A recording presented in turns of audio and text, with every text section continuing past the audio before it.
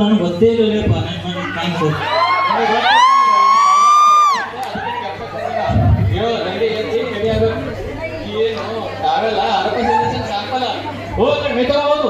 ಹೋಗಲೇ ಈಗಿನ 10 ದಿನ ಆಗ್ಯದ, ಇಲ್ಲಿ ಜಾಗ ಮಾಡ್ತಿ. ಯಾವಾಗ ದೇವ್ರೆಂದ್ರೆ ಜಾಗ ಮಾಡ ನೋಡಿ ನೋಡು ದೋಸ್ತ, ನನ್ನ ಹೆಸರೇನೋ ನಾಗರಾಜ್. ನಾಗರಾಜ್ ಅಂದ್ರೆ ಏನೋ ಶಿವಪ್ಪನ ಕೊಳ್ಳಾಗಿರ್ತಾನ. ಶಿವಪ್ಪ ತಲೆ ಮೇಲೆ ಗಂಗೆನ ಹೊತ್ಕೊಂಡ ಎಂದ್ರೆ ಜಾಗ ಮಾಡ ನೋಡಿ. ನಮಸ್ಕಾರ. ಫಿಲೋಸಫಿ ಹೇಳಿದ್ರೆ ನಂಬರ್ ಅಂತ ಗೊತ್ತು. 11 ಗಂಟೆ ವೈಭವ, ಬೇಗ ರೆಡಿಯಾಗಿ ಬಾ. ನಾವು ಹೋಗ್ತೇನೆ. ಆಯ್ತಾಯ್ತು, ನಾನು ಹೊತ್ತು ಬಂದಾಗ ಹೋಗ್ತೀನಿ. ಎಲ್ಲಿ ಬಾ.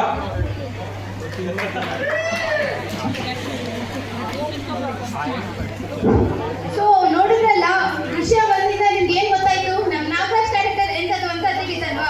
ಆದ್ರೂ ನಾನು ಹೇಳ್ತೀನಿ ಹೇಳಿ. ಇವ್ರಿಗೆ ಬಾಗಿಲು ಕಿಟಕಿ ಎಲ್ಲ ಓಪನ್ ಇರಬೇಕು, ಹಾಗೆ ಹೈಜೀನ್ ಇಲ್ಲ, ಪಕ್ಕಾ ಗಲೀಜ್ ಲುಕ್ಕು. ಅದೇ ತರ ಮೆಮೊರಿ ತುಂಬಾ ಬೇಕು. ಫುಲ್ ಬಿಲ್ಡಪ್ ಕೊಡ್ತಾರೆ, ಅವ್ರನ್ನವರೇ ಐಶ್ವರ್ಯ ತರ ಅನ್ಕೊಂಡ್ಬಿಟ್ಟಿದ್ದಾರೆ. ಆದ್ರೆ ಇದಕ್ಕಿಂತ ಇಂಪಾರ್ಟೆಂಟ್ ಏನು ಅಂದ್ರೆ ಅವ್ರಿಗೆ ಕೆಲಸ ಅಂದ್ರೆ ಜಾಸ್ತಿ ಇದೆ ಬಾಡಿಯಲ್ಲಿ. ಸೊ ನಮ್ ಈಚಿಂಗ್ ಸ್ಟಾರ್ ನಾಗರಾಜ್. ಈಗ ತಡ ಮಾಡಿ ಶುರು ಮಾಡೋಣ. ದೃಶ್ಯ 2.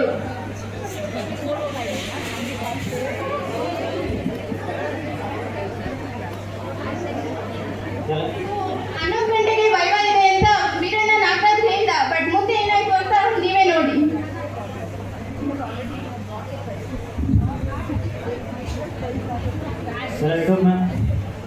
Shall I get in, ma'am?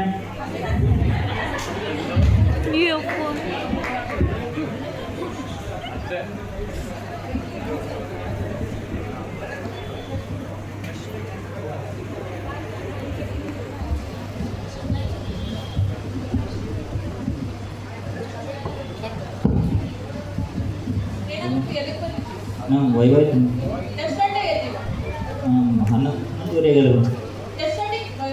11 ಗಂಟೆಗೆ ಇತ್ತು ಮ್ಯಾಮ್.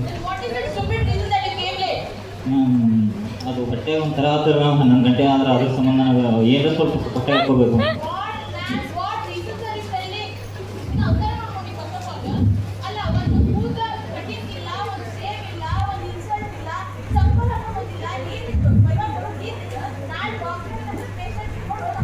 ಮ್ಯಾಮ್ ಇದೆಲ್ಲ ಅಥೆಟಿಕ್ ಮ್ಯಾಮ್, ಇದೆಲ್ಲ ಜಲ್ದಿ ಜನರೇಷನ್ ಐತಿ. ನೀವು ಈ ಥರ ಮಾತಾಡಿದ್ರೆ ಏನು ಮ್ಯಾಮ್? ಹಾಕೋತೀವಿ ಮ್ಯಾಮ್. ಮರೆತು ಮ್ಯಾಮ್.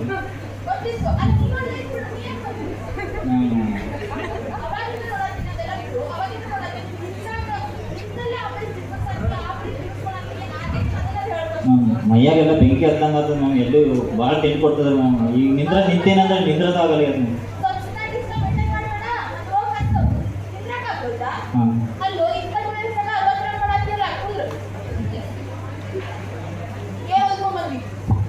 ಸ್ವಲ್ಪ ಓದಿ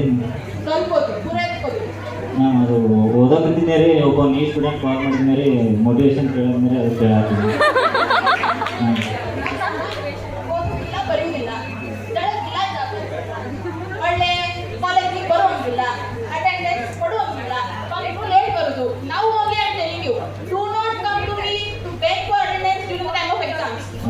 And this is the last warning.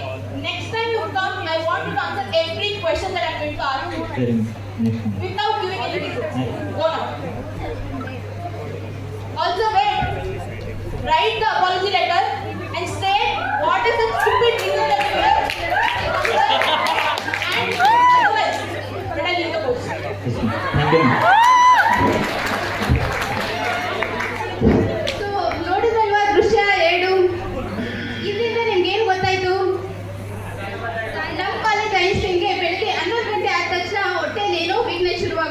ಹಾಗೆ ಕೊಳುಕು ಬಟ್ಟೆನೇ ಅವ್ರಿಗೆ ಆಸ್ಥೆಟಿಕ್ ಲುಕ್ ಅನ್ನೋ ತರ ಫೀಲ್ ಆಗ್ತಾನೆ.